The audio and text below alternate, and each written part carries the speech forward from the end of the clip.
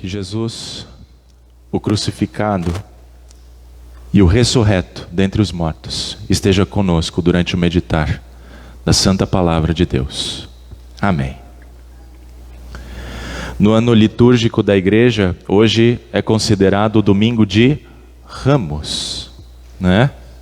Ocasião em que nós lembramos da entrada antitriunfal de Jesus em Jerusalém, para aquela última semana de vida antes da sua crucificação.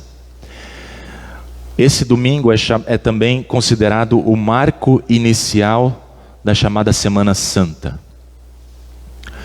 No entanto, este mesmo domingo, domingo de Ramos, também pode ser chamado de domingo da Paixão.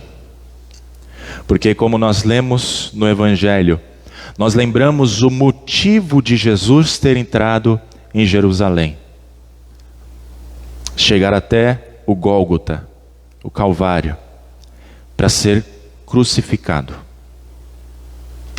Por isso, a nossa caminhada na Quaresma chegou ao grande e decisivo momento de relembrarmos a paixão e o sofrimento de Jesus. Não como um acaso, mas como um alvo de Jesus. Uma das possibilidades de leitura para o domingo de hoje, do Evangelho, começava lá no capítulo 26 de Mateus e terminava no capítulo 27. Ao todo, são 141 versículos. Mas, por hoje, basta a parte final para a nossa meditação. Mas fica um incentivo para vocês, que durante a semana, vocês leiam os capítulos 26 e 27 de Mateus, junto com as leituras propostas no informativo de março, para nós nos mergulharmos no relato da paixão do nosso Senhor Jesus Cristo. E certamente vai ser de grande valia para a fé de cada um de vocês. Pois bem, depois que o Evangelho de Mateus narra as traições que aconteceram com Jesus, nós somos levados à cena em que Jesus está diante do governador, diante de Pôncio Pilatos. Primeiro, é perguntado a Jesus se ele é o rei dos judeus. Jesus não responde isso de maneira explícita. Ele não responde dizendo que eu sou o rei dos judeus. Mas por meio do recurso retórico, ele joga a responsabilidade da pergunta de volta a quem fez essa pergunta. Ou seja, é o mesmo que Jesus dissesse o seguinte: eu não preciso afirmar que eu sou o rei, porque tu já estás dizendo isso. E a partir daqui, depois dessa frase de Jesus, não se ouve mais nenhuma palavra saindo da boca de Jesus, até chegar à cena da crucificação. Jesus fica em silêncio para se cumprir o sacrifício que Isaías escreveu no capítulo 53. Ele foi oprimido e humilhado, mas não abriu a boca. Como cordeiro foi levado ao matadouro, e como ovelha muda diante dos seus tosqueadores, ele não abriu a boca. Ele, que é o Cordeiro de Deus, estava sendo entregue para o grande sacrifício por toda a humanidade. Naquela ocasião, Jerusalém estava cheia de pessoas, por causa da festa da Páscoa do Antigo Testamento. Era a lembrança de que Deus resgatou o povo de Israel da escravidão do Egito, para ser o seu povo, herdar uma terra. E era costume de Pilatos, nessa ocasião, libertar um preso, conforme o povo quisesse. Entre Barrabás e Jesus, o povo mandou libertar Barrabás e crucificar Jesus. Por quê? Porque os sacerdotes e os anciãos, aqueles que tinham inveja de Jesus, conseguiram persuadir o povo, convencer o povo a crucificar Jesus. E Pilatos não podia ter evitado a crucificação? Sim, Pilatos podia ter evitado, mas ele preferiu seguir o conselho de sua esposa. Não se envolve com esse justo, porque em sonho sofri muito por causa dele.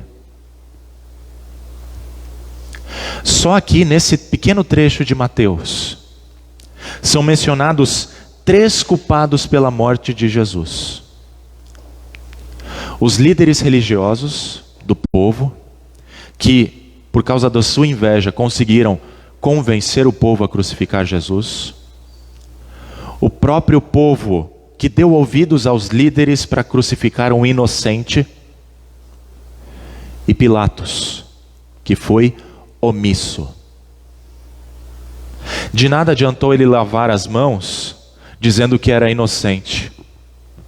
O sangue de Jesus foi derramado também por ele. E assim Barrabás foi solto, Jesus foi açoitado com a permissão de Pilatos. Isso para se cumprir o que o profeta Isaías diz no capítulo 50, que nós lemos hoje: ofereci as costas aos que me batiam e o rosto aos que me arrancavam a barba. Não escondi o rosto dos que me afrontavam e cuspiam em mim. Açoites, cuspes, espancamento, zombarias fizeram parte da paixão de Cristo. Tudo para que se cumprisse o que os profetas haviam anunciado a respeito do Cristo. E não bastasse toda a humilhação e sofrimento antes da crucificação, ainda teve a humilhação da própria crucificação. Estar preso com pregos numa madeira até morrer era instrumento de tortura usado pelos romanos para punir os piores criminosos e assim ensinar ao povo a respeitar a pax romana, ou seja, todo aquele que se rebelava contra a paz de Roma servia de exemplo para os demais. Por isso a crucificação era feita em local público, onde havia passagem de pessoas. E as pessoas que passavam, quando viram Jesus, blasfemavam. Se você é o Filho de Deus, desça da cruz. Quase como o diabo fez na tentação de Jesus, né? Os líderes religiosos também zombavam. Salvou os outros, mas a si mesmo não pode salvar? É rei de Israel? Que ele desça da cruz e então creremos nele. Até os ladrões que haviam sido crucificados com Jesus o insultavam. E ele ouvia tudo isso sem dizer uma palavra. Porque Jesus não veio para salvar a si mesmo, mas para salvar pecadores. Depois de ter sido traído, maltratado e abandonado por todos, ele também foi abandonado pelo seu próprio Pai, em quem ele tinha confiança e segurança para realizar todas essas coisas humilhantes. Deus meu, por que me desamparaste? As mesmas palavras do Salmo 22, para se cumprir o que foi dito por Davi. Cães me cercam, um bando de malfeitores me rodeia, traspassaram-me as mãos e os pés. Posso contar todos os meus ossos. Os meus inimigos estão olhando para mim e me encarando. Repartem entre si as minhas roupas e sobre a minha túnica lançam sortes. A morte de Jesus não foi qualquer morte. As dores que ele estava sentindo não eram apenas físicas ou mentais. Eram as dores do inferno. Afinal, o inferno é o único lugar onde Deus oculta a sua presença graciosa. No inferno está a ira de Deus sobre os pecadores que não creram, incrédulos, que não se arrependeram, impenitentes. E na cruz, aquele que não conheceu o pecado, Deus o fez pecado por nós, para que nele fôssemos feitos justiça de Deus, escreve Paulo na sua segunda carta aos Coríntios, capítulo 5. Jesus se fez maldição em nosso lugar, Gálatas 3. E isso aconteceu para se cumprir o que foi profetizado por Isaías, capítulo 53. Certamente ele tomou sobre si as nossas enfermidades e as nossas dores levou sobre si. E nós o considerávamos como aflito, ferido de Deus e oprimido. Mas ele foi traspassado por causa das nossas transgressões e esmagado por causa das nossas iniquidades.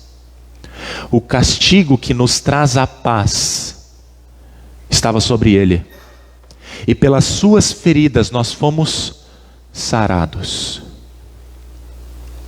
Ali naquela cruz, Deus estava em Cristo reconciliando o mundo consigo mesmo, diz Paulo aos Coríntios. E foi assim, pela inocente e amarga paixão e morte do Filho de Deus, que o Pai manifestou o seu amor pela humanidade pecadora, indigna de salvação. Porque quem deveria estar naquela cruz era eu. Mas o texto não para por aqui. Depois de entregar o seu espírito, eventos significativos aconteceram. O véu do santuário se rasgou em duas partes. Nós até cantamos isso. A terra tremeu e as rochas se partiram. Os túmulos se abriram e muitos corpos de santos já falecidos ressuscitaram. E saindo dos túmulos depois da ressurreição de Jesus, entraram na cidade santa, em Jerusalém, e apareceram a muitos. E um centurião romano, da guarda romana, confessa que Jesus é de fato o Filho de Deus. Essas quatro coisas que eu mencionei: cataclisma, a mudança no templo e consequentemente no culto, mortos ressuscitando e alguém não judeu dizendo que Jesus é o Filho de Deus, resumem a expectativa que os judeus tinham em relação ao fim dos tempos. Tudo isso aconteceu na morte de Jesus, e isso significa que o que se esperava no fim já aconteceu. Jesus inaugura o fim dos tempos, e cada dia que passa é um dia a menos de sofrimento para o povo de Deus, que está unido a Cristo Jesus e a sua cruz. E sim, a igreja cristã está unida à cruz de Jesus. Nós não podemos e nem devemos nos esquecer que a marca da igreja cristã é o sofrimento. Isso não quer dizer que nós passaremos pelos mesmos sofrimentos de Cristo. Mas a igreja que se esquece dos sofrimentos será uma igreja incompleta. Ter o mesmo modo de pensar que Cristo Jesus teve não tem nada a ver com prosperidade, não tem nada a ver com sucesso, não tem nada a ver com glória neste mundo. Em vez de empoderamento, que tanto se fala por aí, a igreja diz servidão. Em vez de libertinagem, liberdade. Em vez de exaltação, humilhação. Em vez de orgulho, humildade. Em vez de glória, a cruz. Isso é ter o mesmo modo de pensar que Cristo Jesus teve. E em meio ao sofrimento, Jesus não se voltou contra Deus ou contra as pessoas. Pelo contrário, ele foi obediente. Ele assumiu toda a culpa. Ele carregou todo o pecado. Ele foi humilhado e não escondeu o rosto. Deus não impediu os seus sofrimentos, mas os sustentou em meio aos sofrimentos. Por mais que o grito de abandono fosse a dor do inferno, Jesus não foi envergonhado. Como diz Isaías. Muito pelo contrário. Como diz Paulo, ele foi exaltado por Deus sobremaneira e recebeu o nome que está acima de todo nome, para que ao nome de Jesus se dobre todo o joelho, nos céus, na terra e debaixo da terra, e toda língua confesse que Jesus Cristo é Senhor, para a glória de Deus Pai. Ao mesmo tempo em que hoje nós somos lembrados da paixão e morte de Jesus, nós somos preparados para o que será celebrado no próximo domingo. Isso porque, no relato de Mateus, o corpo de Jesus foi sepultado. Rolaram uma grande pedra para fechar aquele buraco na rocha. As mulheres sabiam onde estava o corpo de Jesus para voltarem lá no domingo. Os sacerdotes se lembravam do que Jesus havia profetizado: depois de 3 dias ressuscitarei. E por isso pediram a Pilatos que o túmulo fosse guardado, para que ninguém roubasse o corpo de Jesus. Havia toda uma escolta de soldados bem preparados para proteger aquele túmulo. Mas nós sabemos que nada disso foi capaz de deter Jesus. E assim nós não precisamos esperar para comemorar a exaltação de Jesus, porque sabemos que Ele ressuscitou. Todo domingo é uma pequena Páscoa, é uma comemoração da vitória de Jesus sobre o pecado, sobre a morte, sobre o diabo, por meio da sua ressurreição dentre os mortos.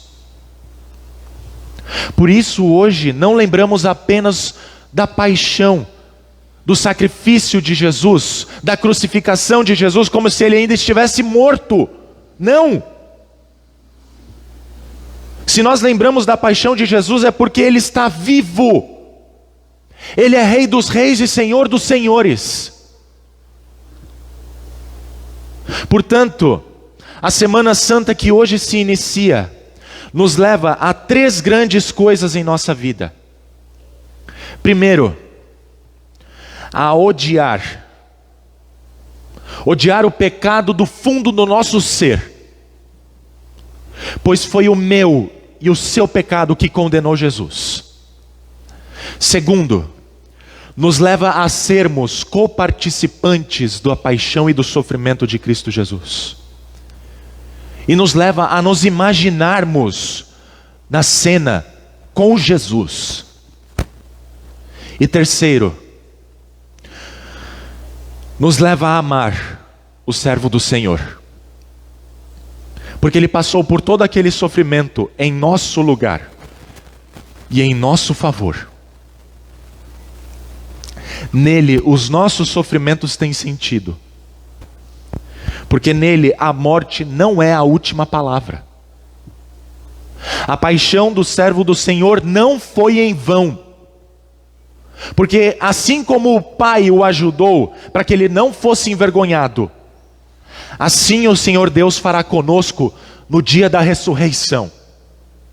Nós não seremos envergonhados, porque nós receberemos a vida eterna por crermos no Filho de Deus. Os que não creem, estes sim passarão pela vergonha, passarão pela humilhação, pelo desprezo e horror eterno, como diz Daniel no capítulo 12. Ai daquele que diz que Jesus é Senhor, mas não crê de todo o coração. Quanto a nós, que cremos em Jesus, nós temos a promessa de que não seremos envergonhados.